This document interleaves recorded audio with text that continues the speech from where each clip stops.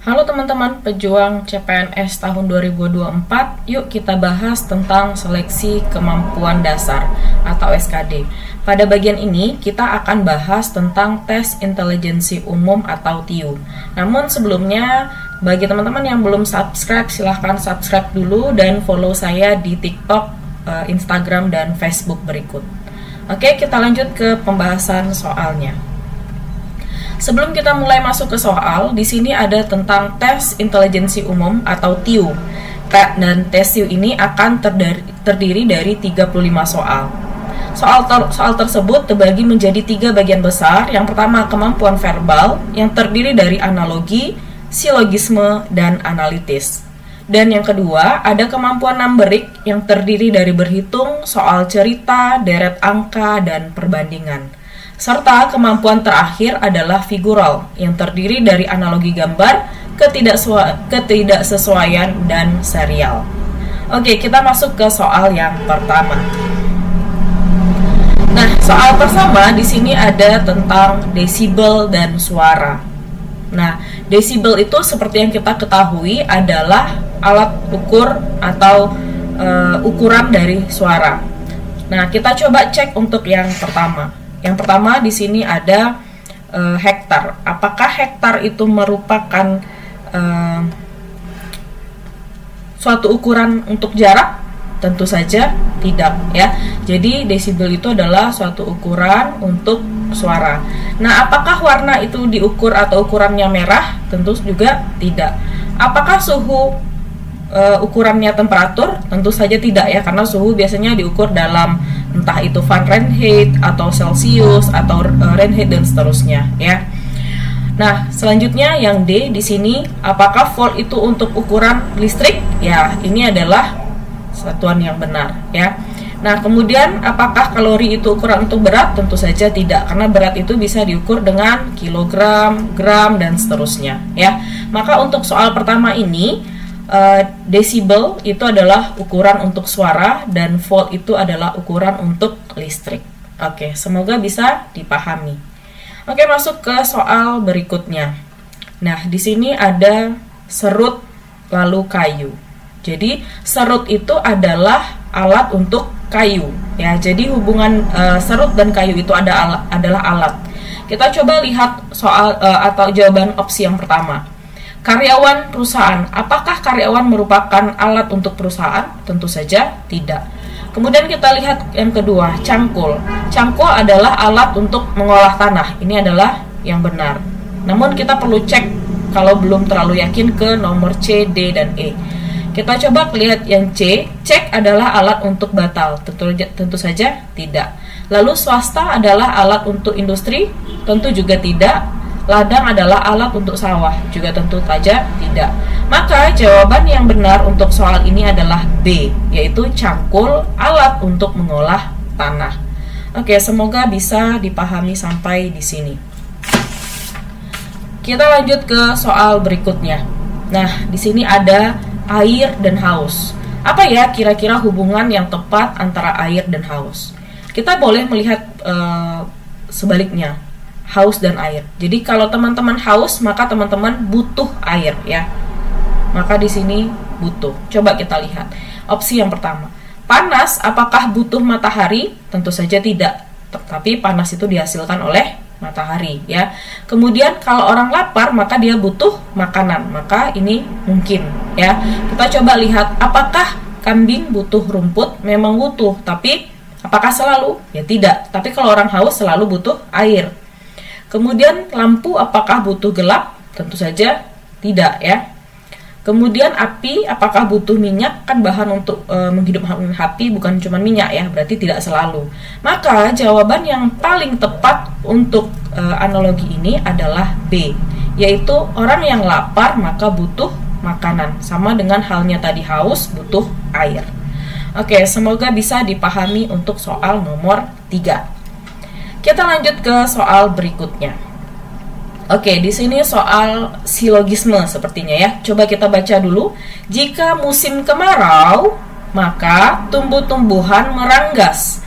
Jika tumbuh-tumbuhan meranggas, maka sampah daun berserakan. Nah, Dari sini kita harus memilih mana kesimpulan yang paling tepat untuk pernyataan di atas.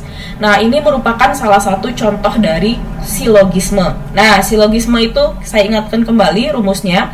Jika P maka Q, ya, dan jika Q maka R, maka hasil dari silogisme itu atau kesimpulan yang didapatkan adalah jika P maka R. Oke, kita coba lihat kembali ke soal. Musim kemarau itu kita misalkan dengan P, lalu tumbuh-tumbuhan meranggas itu Q, ya, maka tumbuh-tumbuhan meranggas di sini adalah Q, lalu sampah daun itu adalah R. Dari sini berarti kita bisa simpulkan nanti adalah yang P dan R, ya. Jika P maka R. Kita lihat dulu yang ada jikanya. Berarti ini ada jika, ini ada jika. Maka ada dua kemungkinan. Otomatis ini langsung bisa salah, walaupun nanti bisa kita cek ya teman-teman benar salah atau tidak. Nah, kalau antara dua ini yang A, jika musim kemarau P, ya, jika P maka sampah daun tidak berserakan. Kalau tidak berserakan maka itu adalah ingkaran Q. Jadi yang A itu adalah jika P ingkaran Q. Apakah sesuai dengan ingkaran berserakan R tadi ya, ingkaran R. Apakah sesuai dengan yang tadi yang kita sudah tentukan rumusnya? Tidak ya, maka jawaban A tidak tepat. Kita coba lihat D. Jika musim kemarau berarti itu P, ya, maka sampah daun berserakan. Sampah daun berserakan tadi adalah R. Maka pas dengan silogisme, rumus dari silogisme. Maka jawabannya adalah D, ya. Teman-teman bisa langsung lihat ke yang jika di sini karena silogisme itu pasti mengandung jika, ya. Kalau mau teman-teman cek untuk jawaban B juga boleh. Coba kita lihat sampah daun berserakan. Sampah daun tadi adalah R, ya. Nah, langsung ke R. Berarti ini sudah salah. Kalau yang C sampah daun berserakan juga langsung ke R, maka dia salah.